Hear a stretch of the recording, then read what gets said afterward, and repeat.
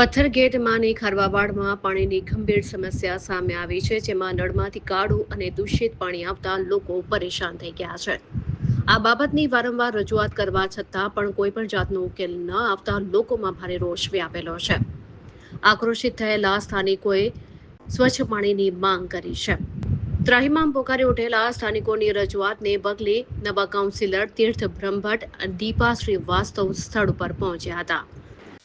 ત્યારે આ બાબતને લઈને કાઉન્સિલરોએ તંત્ર સાથે ચર્ચા કરી તાત્કાલિક ઉકેલ માટેના પ્રયાસ હાથ ધર્યા છે.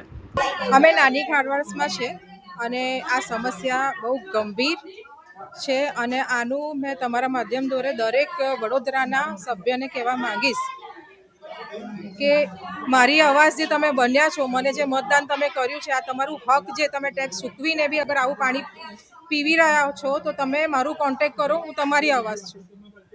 ઘેર ઘેર જવું પડશે તો આ દીપા શ્રીવાસ્તવ જશે અને જેટલા બી ઓફિસરોના ટેબલ પર પણ આ પાણી મૂકવું પડશે તો મૂકીશું અને સત્યાગ્રહ કરવું પડશે તો પણ કરીશું, પણ આપણા વડોદરાની જનતાને સ્વસ્થ પાણી તો પીવડાવીશું. વોર્ડ નંબર 14માં નાની ખારવાડ વિસ્તાર, પરંતુ આ સમસ્યા નાની ખારવાડ નથી, સમગ્ર વોર્ડ નંબર 14ની છે. મારી વોર્ડ નંબર 14ની જનતા 90% જનતા જગથી પાણી પી રહી છે. ખૂબ જ દયનીય બાબત કહેવાય, નિંદનીય બાબત કહેવાય.